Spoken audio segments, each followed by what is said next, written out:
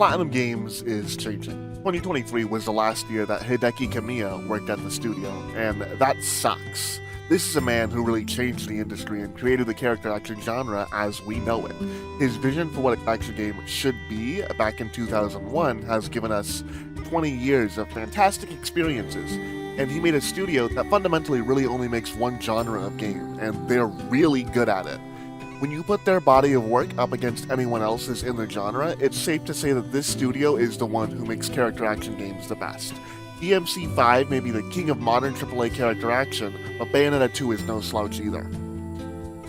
Character action is to Platinum as Souls-like is to FromSoft, and I don't really care if you disagree. However, with Kamiya leaving Platinum, the direction and passion behind the games that this studio makes might drastically change, and we might see a very new Platinum making very different products. So I thought I'd sit down and talk about my personal favorite Platinum game.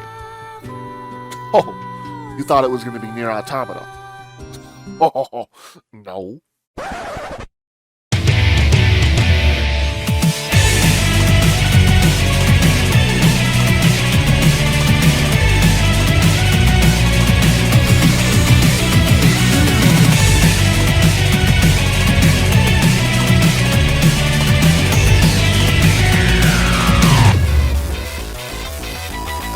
Sky turns west, swallowing up each and every being in this town. Hopes, hearts, everything is falling down. Far away in the skyline, crowd of apparitions crawling around. It's calling, growing louder. Are we the future of this burning hell? It's a fight for a paradise, fight for our lives. So keep holding on until we break the spell. Free yourself, reach for the light in darkness and despair. If there comes a time when you are falling down, I'll be your savior. I'll be your savior.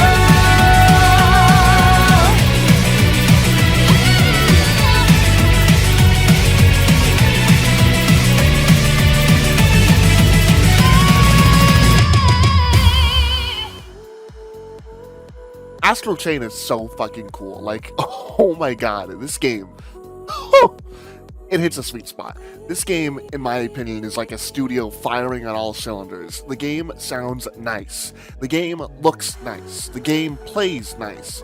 Whatever is in this game, I gotta say, it is nice. From start to finish to post game, this game has a ton of cool content to satisfy your character action urges. This game is like one big celebration of everything it means to be a Platinum game.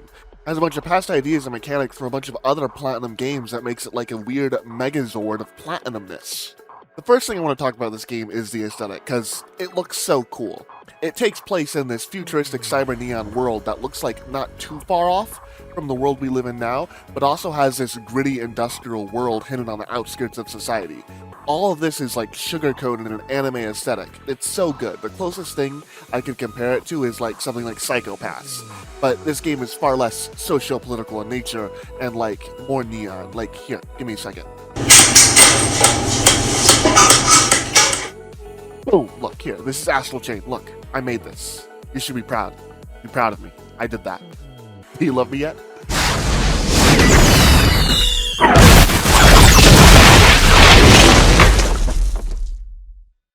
This game isn't just like Psycho-Pass aesthetically, because you also do investigations. Yeah, in this character action game, you're going to be exploring areas, gathering evidence, and using it to put a case together. Because in this game, you play as the police. A cab, baby.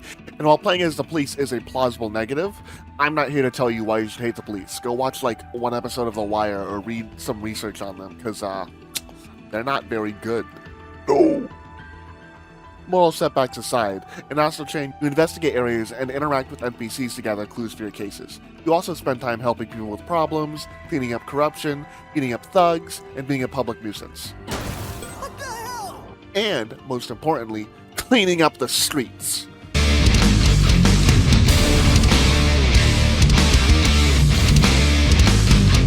While each area you explore is not of equal size, because some of these places are for sure bigger than others, and you do revisit a couple, you'd still be surprised by the general visual complexity and amount of content that is contained in each area. Like, look at some of these places, they're so cool.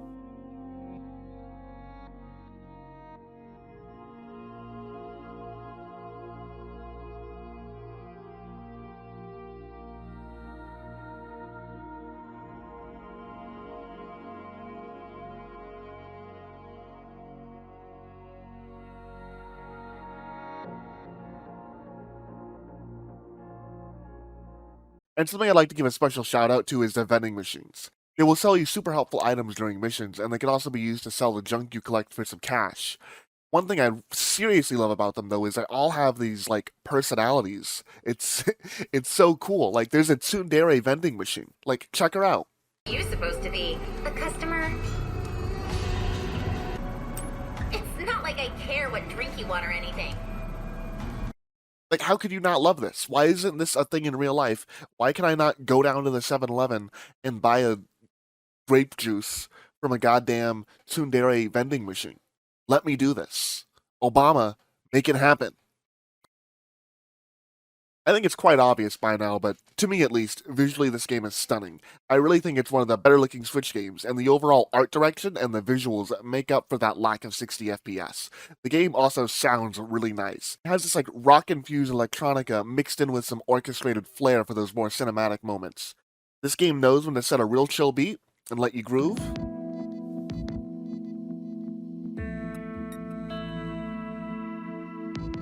It knows how to get your blood pumping when shit's going crazy.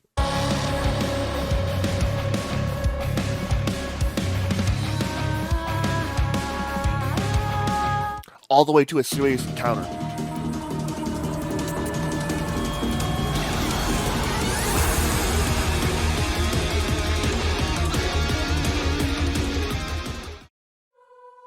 Special shout out has to go to the track for the Astral Plane. The astral plane segments of the game are so cool. It's when the game gets more gamey and involves more navigational challenges and introduces you to puzzles, kind of like Baby's first Zelda dungeon. These areas are heavily accented with this red aura and rigid cubicle motif that evokes the idea of corruption. It's super cool to explore these weird cyberspace worlds, and I'm a huge fan of them, and I think you'll love them too. Another shout out has to go to the game's iris mode. Like, check this out. No iris? Then you go boom. And it's like a cool digital info overlay for the world around you. When you're investigating a scene, you can press the minus button to activate your iris, which will give you info about everything in the area. It'll tell you info from like how much health an enemy or boss has left, to how you can interact with some things, and assist you with inspecting something like a potential clue. It'll also give you info on various citizens that you encounter, which is super cool, and it also lets you know how big their ass is, which is very important. Also, it just looks cool. It's a great overlay, and it just serves to immerse you in this cool cyberpunkish world. As I mentioned earlier, Astral Chain doesn't hit that 60 FPS mark. The game is, however, at a rock-solid 30, which might be a huge bummer for some, but trust me, the game plays fine. Exploring the world at 30 is a non-issue, and even though the game is quite a looker, there's no need to stress about the frame rate going down in combat. I do remember it dipping a bit, like very slightly, when I played the game on my older Switch, but replaying it on my OLED, it ran just fine. Almost like a dream. Let's talk about the game's combat. While I do like games with super complicated combat and fun inputs, this game kind of throws that aside for a more simple approach to combat. Weapons-wise, you have three main weapons: a baton, a heavy baton, and a gun. You also only have one attack button. You do have a full combo for pressing it a couple times, a combo for pressing it and then delaying the next input, flicking the stick back and forward, and then hitting the attack button, and then a combo for doing a full circle and then hitting the attack button. While this isn't a ton on the surface, it's worth noting combos and moves synergize with the game's big mechanic, the Legion. The best way to describe the Legion is like a JoJo stand, or like a Persona from Persona. It's best to play the game or just check out the gameplay to get a better understanding of what it is. You have 5 Legions in this game, all of which have a special Legion move, as well as Legion-specific attacks for your inputs. And once you do a full combo, or any input move, your character will flash. And if you press the Legion button after, whichever Legion you have out will do an attack, which eventually you can chain together into multiple Legion attacks for some pretty cool combos. And each Legion's moves for all these attacks fit different needs. For example, the Beast Legion's circle attack move causes it to rush around for a bit, which is perfect when there's enemies up close or a boss you want to put the hurt on. The Bow Legion circle attack causes it to shoot everywhere, which is great when you have a bunch of enemies that are more at a distance. Each Legion has different use cases and their own special mode. While I won't go into every Legion's ability, because I want you to buy the game and play the game and find that out for yourselves, I will say my favorite in combat were the Sword and Beast Legion. The Sword Legion has this cool mechanic that's straight out of Metal Gear Rising, where you can press L and go into off-brand blade mode. From there, you can slash enemies' arms when they're swinging at you to interrupt the attack and deal damage. The Sword Legion is also fast, snappy, and super responsive. The Beast Legion is also super duper cool, because it's a dog. It's a puppy, and you can ride it. You can ride it like a horse. You can ride it around. But also, it's super strong and aggressive, however, it can't float or fly. So any battlefield with not a lot of footing or flying enemies, the doggy is not going to cut it. While it may seem a lot to take in, you will slowly unlock the special input moves for this game, and you will gradually get more legions. So all these moves and inputs aren't just piled onto you at once. I really love how this game really implements a bunch of mechanics and ideas from other Platinum games. This game has a blade mode from Metal Gear Rising, a pseudo witch time or dodge offset like Bayonetta, and a ton of side objectives and side quests like Nier Automata. Goddamn, this game really combines all of Platinum's previous efforts to create something that we really haven't seen before. The combat for the game is seriously so good, and if you aren't usually good at action games, there's several difficulty levels, as well as items that you can hoard to keep yourself going. From items that'll boost your stats, to a grenade, to an actual missile drone that shoots missiles at enemies to help you thin them out. You can also spawn a safe zone bubble that keeps you safe from all harm.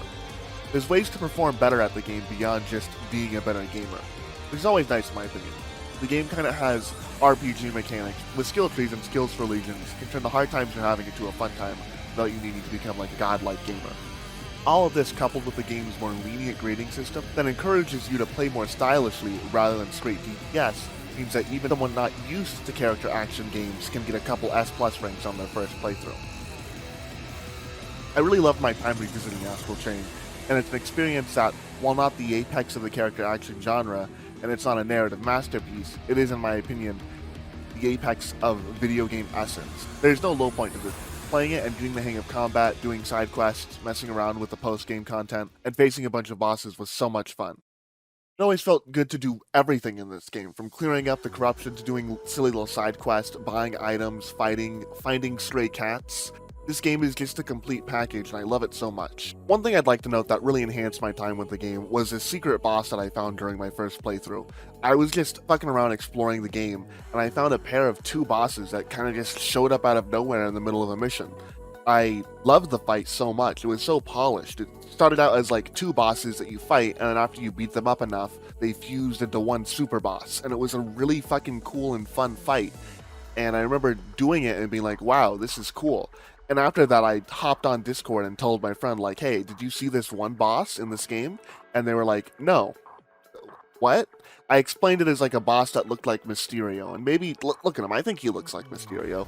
But my friend didn't know who I was talking about.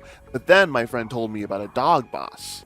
After learning about this dog boss, I had to go find him. And my friend had to go fight fucking Mysterio, because it's fucking Mysterio.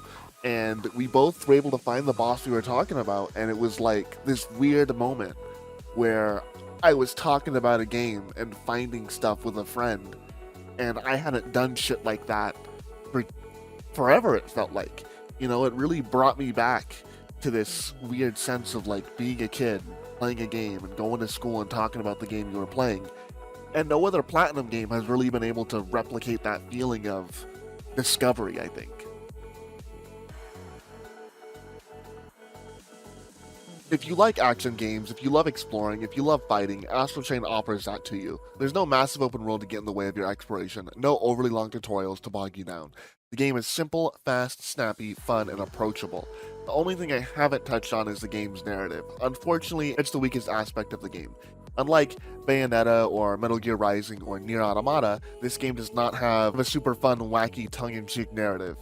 The game takes itself fairly seriously. It's as deep as an anime about police that is licensed by Nintendo and given a T rating probably could be. When they released the game, they constantly talked about a sequel, and I really hope one does come out, so we can finally have Season 2 of Anime Caps. But until then, and I guess forever, it will remain my favorite Platinum game of the Kamiya era.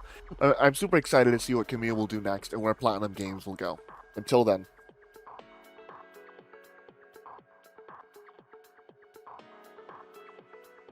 Hey, it's me, Stinkerman McStinkyman here again, at the end of the video, just existing. I just wanted to say thank you for watching the video if you were able to get through it. I know it's it was a little rough in there for a bit, but I do appreciate you for vibing with me for a bit. If you like Astral Chain, tell me something about the game that you love or that you like a lot. If you don't have Astral Chain, you should go buy it, and if you do decide to go buy it and play it, or even if you play it through some less legitimate means, if you know what I'm saying, let me know what you think about the game. Did you like it? Did you not like it? And also, let me know what your favorite Platinum game is. If you have a favorite, or if you don't have a favorite, go play some Platinum games. Go play Astral Chain. I'll be back again, hopefully next week. It might be 2 weeks this time, with another one of these things. Till then, thanks.